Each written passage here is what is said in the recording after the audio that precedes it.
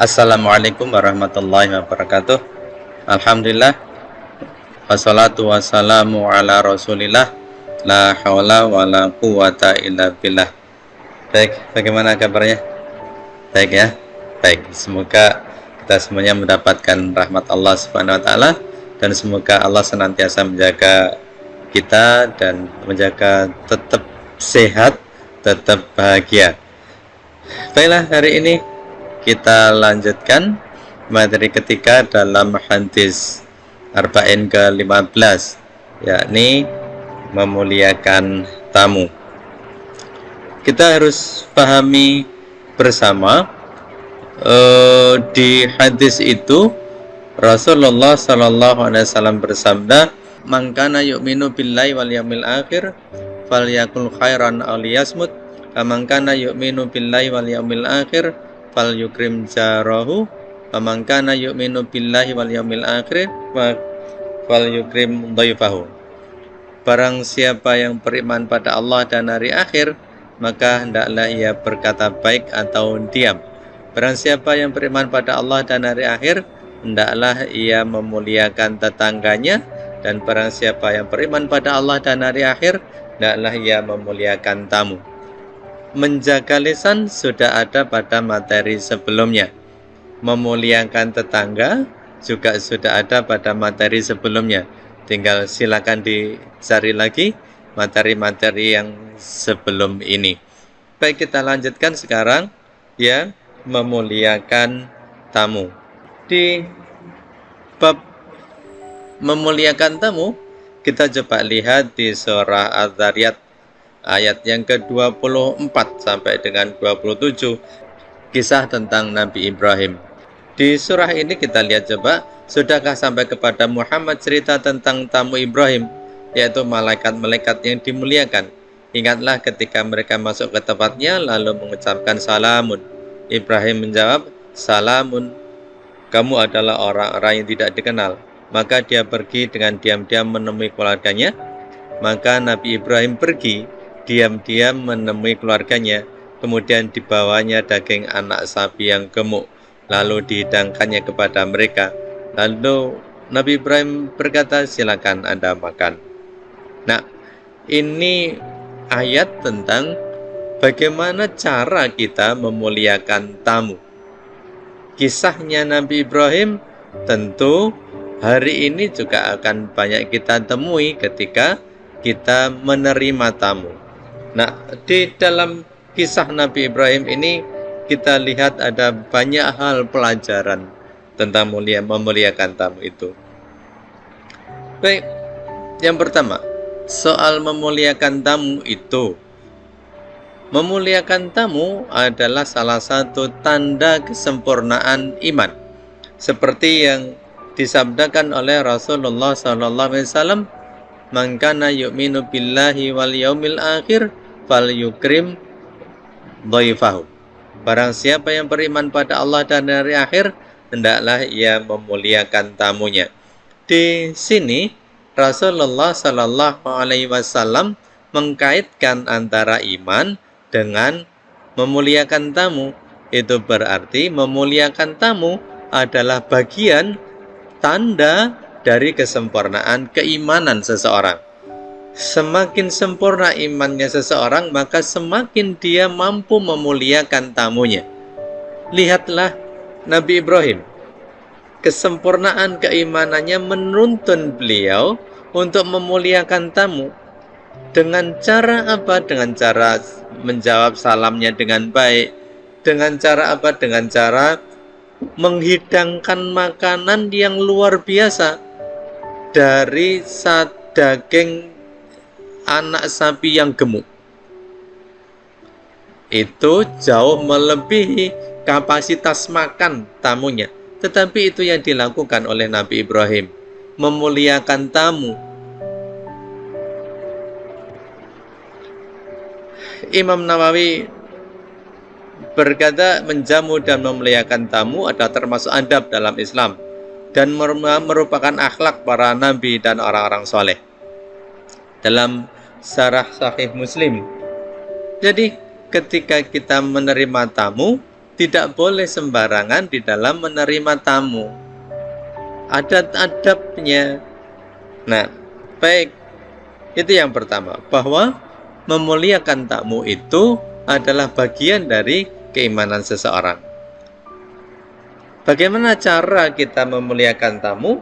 Yang pertama, bersegera dalam menyambut dan mengucapkan selamat datang dengan wajah berseri.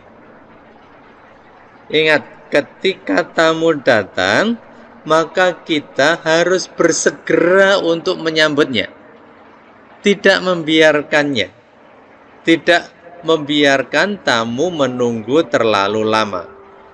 Dan ini sunnah yang seringkali kita lupakan, yakni mengucapkan selamat datang.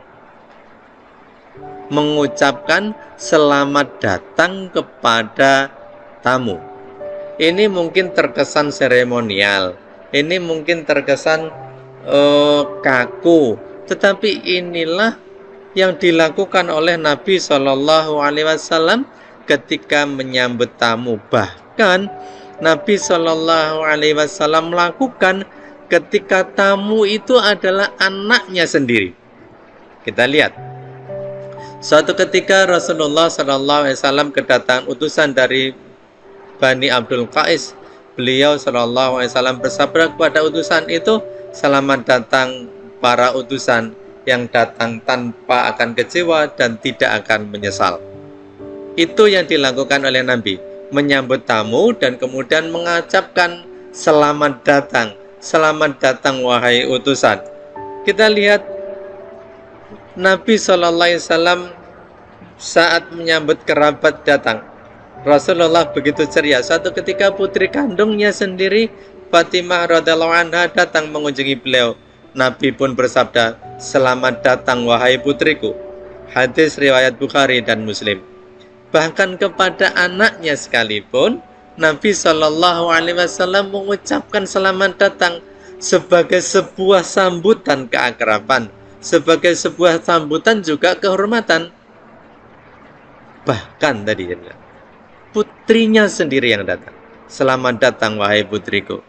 Itu adalah ungkapan kecintaan Rasul kepada putrinya, juga ungkapan penghormatan Rasul sallallahu alaihi wasallam pada tamunya.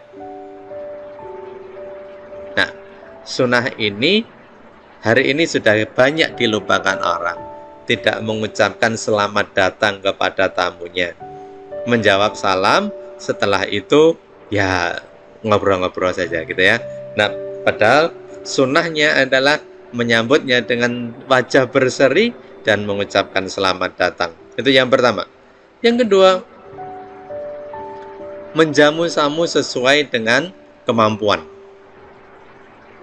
Kalau yang dilakukan oleh Nabi Ibrahim alaihissalam itu dengan membawa daging sapi yang gemuk, kemudian mendekatkan itu kepada tamu-tamunya. Menjamu tamu itu tidak harus dengan makan besar gitu ya. Tidak harus makan besar. Dalam kasus Nabi Ibrahim, memang Nabi Ibrahim itu menjamu tamunya dengan makan besar, bahkan dengan menyembelihkan sapi gitu ya. Tapi sesungguhnya yang terpenting adalah menjamu tamu sesuai dengan kemampuan kita. Tidak boleh kemudian karena menjamu tamu kemudian menyengsarakan dirinya sendiri. Itu tidak diperbolehkan. Ini sesuai dengan kemampuan yang kita miliki. Tidak perlu kemudian sampai berhutang untuk menjamu tamu gitu ya. Tidak. Ini ya kalau memang kita merasa bahwa tamu itu tidak terlalu lama mungkin, ya cukuplah dengan air, cukuplah dengan snack kali ya. Nah, kalau tamu itu kita pandang terlalu lama, sudah waktunya makan siang atau waktunya makan malam, nah, maka baik juga seandainya kita menjamunya dengan makan. Tentu sesuai dengan persediaan yang ada di rumah kita. Prinsip dasarnya adalah menyegerakan menjamu tamu. Itu prinsip dasarnya. Hatta dengan air putih sekalipun.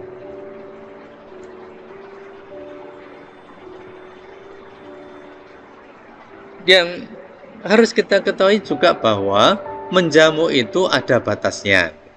Batasnya berapa hari? Batasnya 3 hari. Jadi memuliakan tamu dengan menjamunya itu batas waktunya 3 hari. Lebih dari itu dia tidak lagi mempunyai kewajiban untuk menjamu tamu.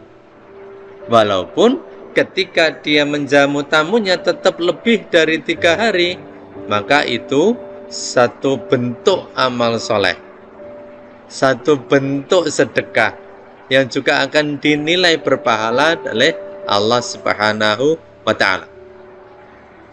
Tapi dia sudah tidak lagi mempunyai kewajiban. Nah, pun juga yang bertamu seharusnya juga mengerti tidak diperbolehkan bertamu itu sampai dengan membebani tuan rumah. Gitu ya. Baik. Yang ketiga, cara kita memuliakan tamu adalah kalau kita mau menghidangkan makan, ya hidangkan saja. Tidak boleh menanyai tamu apakah mau makan, ataukah tidak boleh menanyai tamu kamu puasa apa enggak. Tidak perlu ditanyakan. Jadi langsung saja kita hidangkan jamuan itu. Bagaimana kalau seandainya tamu itu puasa? Ya sudah, kewajiban kita kan menjamu tamu. Kewajiban kita memuliakan tamu. Dan kita tidak tahu kalau dia berpuasa, maka ya sudah, kita hidangkan saja.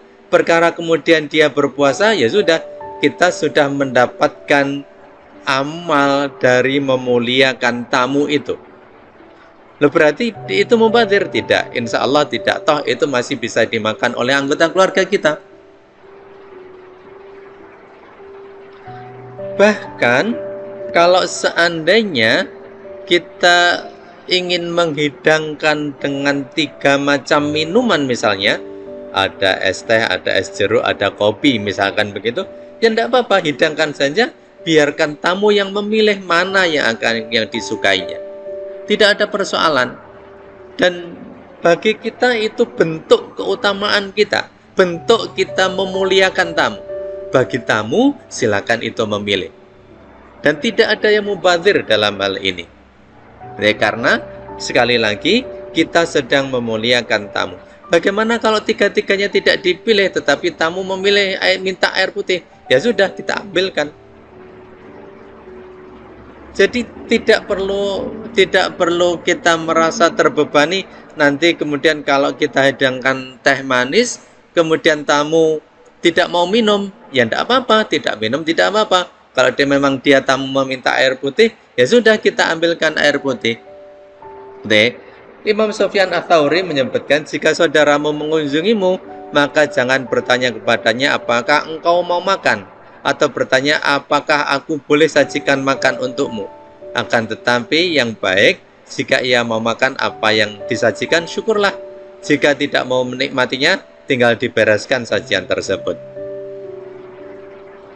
Kan mudah, kan enak gitu ya. Yang penting bagi kita adalah kita memuliakan tamu dengan menyajikan makanan. Perkara dia mau memakannya, perkara dia mau meminumnya, itu haknya dia. Kalau dia mau makan dan mau minum, ya bersyukurlah kita. Kalau dia tidak mau makan karena beberapa alasan, ya tinggal dibereskan saja. Jadi kita juga tidak merasa terbebani tamu harus makan. Nah, itu cara kita memuliakan tamu. Yang keempat, cara kita memuliakan tamu dengan mendekatkan hidangan itu kepada tamu. Kalau kita menghidangkan makanan, maka kita dekatkan makanan itu kepada tamu. Kalau kita menghidangkan minuman, maka kita dekatkan minuman itu kepada tamu. Dan yang terpenting lagi, jangan sampai kita tuan rumah memberesi hidangan itu sebelum tamu selesai menikmati. nyicil gitu ya, tidak boleh. Jadi biarkan tamu itu selesai menikmati jamuan makan, harus kemudian kalau sudah selesai, memang sudah selesai, baru dibereskan. Tidak boleh di tengah-tengah tamu lagi menikmati makanan, kemudian kita membereskan sedikit demi sedikit, tidak diperbolehkan. Begitupun juga sebaiknya ketika tamu sedang menikmati makanan, ya sambil kita ngobrol-ngobrol ringan lah, agar merasa nyaman tamu itu. Yang kelima, kita mengajak berbincang, kita mengajak ngobrol, tentu obrolan-obrolan yang menyenangkan. Dan ini catatannya, tuan rumah sebaiknya tidak tidur sebelum tamunya tidur.